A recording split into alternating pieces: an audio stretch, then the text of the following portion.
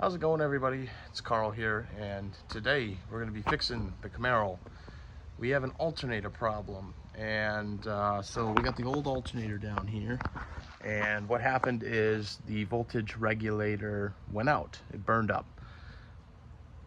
And for like an entire year, ever since I put the subs in, relocated the battery in the back, I started to notice that I was charging a lot higher than I should, and over time it got worse and worse and worse until one day I was coming back from a car show, and so actually when I was driving there I was charging at like 16 volts, which is, it's high, right?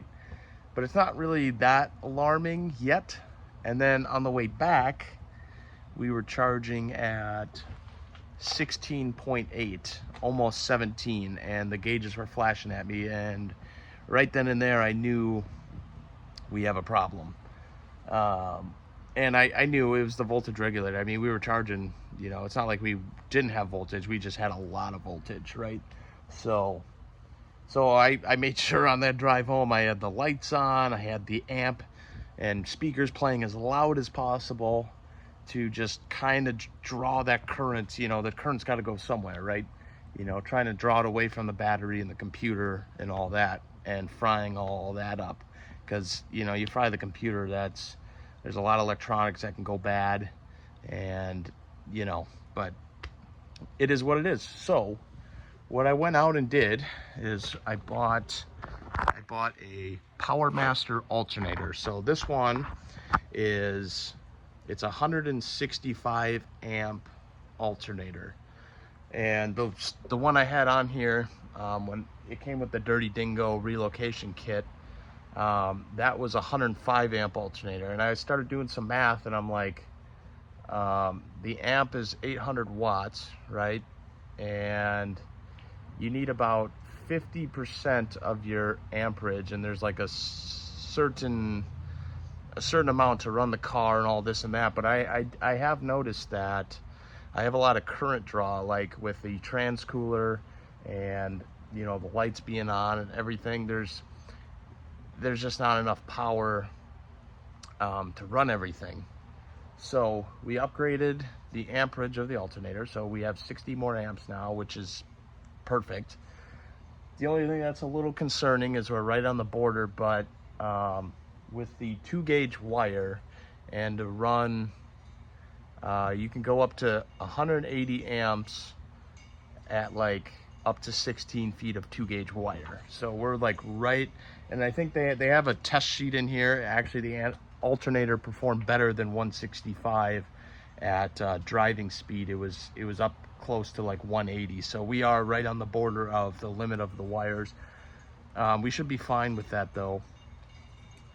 But we got a new alternator, and for the life of me, when we did the harness 8 years ago, I can't remember, but the alternator pigtail, I cannot remember if there was a ohm resistor built in, and this is what's going to save your voltage regulator, is you have to have a resistor in line or you're going to burn it up every single time. So I went out and bought one from Holly.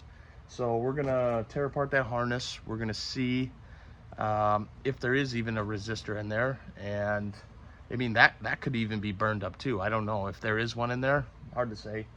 And what we're going to do this time is we're going to disconnect the battery cable, so there is no voltage when you connect the cable onto the back of the alternator, because that too, if you spark it or whatever, you can burn up the voltage regulator just doing that, just putting it on when you still have the battery cable hooked up. So we got some things to do. So first we're going to start and take off the positive battery cable. So I got the power cable disconnected from the battery, and I accidentally welded my wrench to the bracket, and the wrench is sitting right there. It is hot as fuck. It slipped out of my hand and then started touching the metal, sparking everywhere. So hopefully I didn't ruin the battery. Thank God the rest of the car from the kill switch is disconnected, so that kind of helps with the electronics. Don't know if that's a plus or not, but yeah, that was my bad. It happens.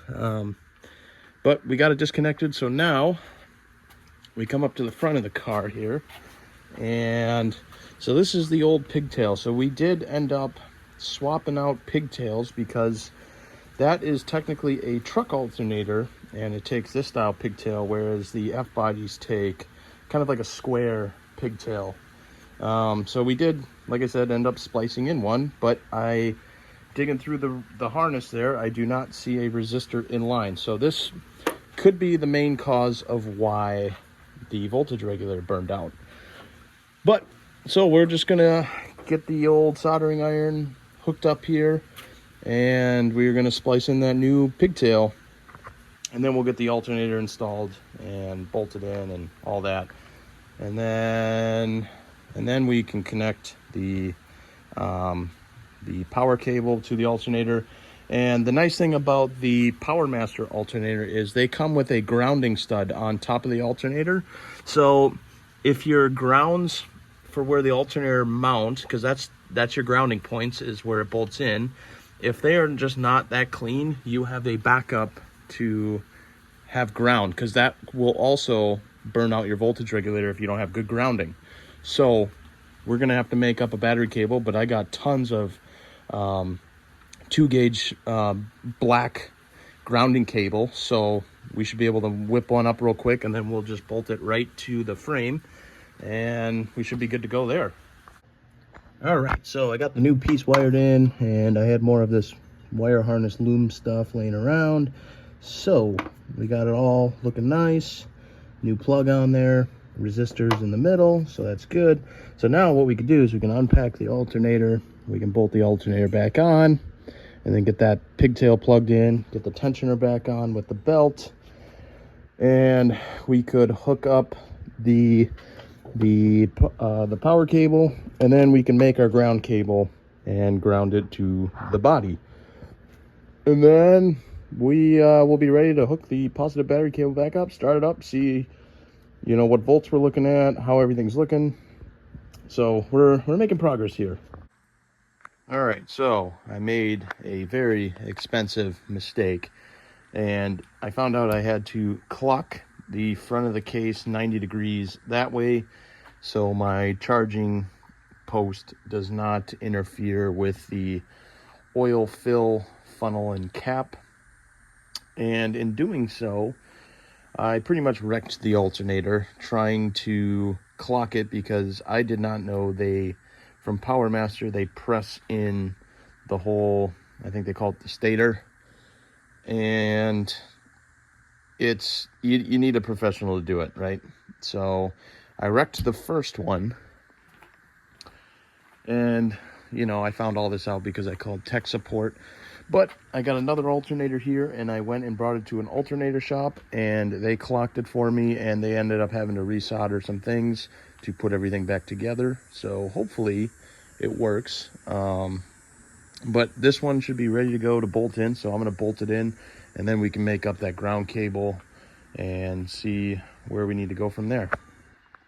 So I got the alternator bolted in, and I went ahead and just hooked up the power cable to the post, and we got the new connector plugged in, ready to go.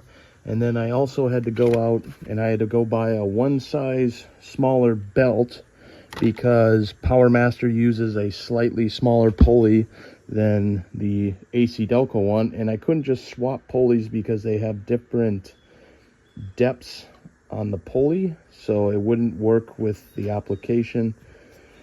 So it was just easier to go spend $30 and get the belt on, and it sits a lot better where it's supposed to, where with the old belt, even with the old alternator, the belt, they were just so close to touching. Now I think it's where it's supposed to be. It's really tight to get on. It's we had to put a socket on the harmonic balancer bolt and just rotate the crank so we can get the pulley fully seated and on. But so now what I'm doing is I'm starting to make my ground cable for the ground post on the alternator, and right to the ground right down here. And so what I do is I found I think this is a 5/16 lug for a 2-gauge, and you pretty much put it in the vise, get a torch, and you fill it with a bunch of solder, And then, you know, once it's all liquid, you just stuff the cable in there and you're good to go. And then I put some nice, let me focus here, put some nice shrink wrap, or not shrink wrap, shrink tubing on there. And it makes it look a lot professional, and it's weather tight, and it's good to go. So now we just got to strip off the other end here. And I got the other lug for this one. This one's a much bigger one. I don't know what the opening on this, it's probably closer to, it's over 3/8, I'm sure. I don't really know for sure, but it fits for that one, that stud down there. And then we'll be ready to rock and roll and fire her up. So this is pretty much the setup of how to make your own battery cables. You put the lug in the vise. You know, you grab some nice thick solder, heat up the lug, fill it with solder completely, and then you'll take your battery cable and you will just, as you're still heating it, you'll just push it in, and then you can take the torch away, let it sit, the solder will harden, and you're good to go. And it's that easy. And then you have your shrink wrap tubing on there, especially when you're closing up the wire. And then you can, you know, you just heat up the shrink tube and you're done. And it looks like a normal battery cable. Very easy to do. So I'm going to get this done, and then we'll get this ground cable bolted on. And just like that, we have a complete grounding cable made. And I know there's going to be people in the comments, you know, you're supposed to crimp those, you know, on the ends, and that's, you know, that's all you need to do. You don't need to fill it with all solder and all that. Well, the reason I like doing it with solder is because it joins everything together better. And, you know, you'll never be able to pull that lug off without heating up the solder. I guarantee it. And like I said, it just fills all the gaps and everything, so all the wires are connected right to the lug, and I bet you there's less resistance than there are with a crimp. But yeah, so let's get this bolted on. I got the grounding cable all bolted in and installed, and it looks fairly good, actually. I'm fairly impressed.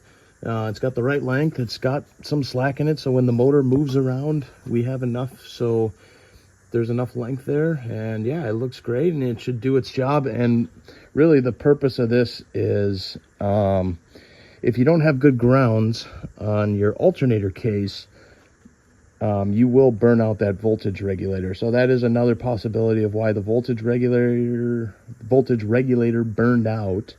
But I'm going to put money that it was the harness, that I did not have a resistor on the pigtail, which is right here. As you can see, we just we soldered that pigtail in way back when, and there is no resistor in there.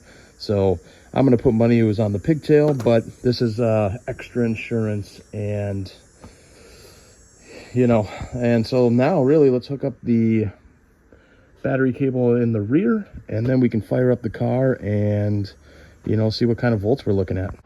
And just like that, I started the car, and at idle, it was right at 14.4 volts. Even when you know, rev it up to 2000, stayed right at 14.4. So voltage regulator works. I'm pretty stoked about it.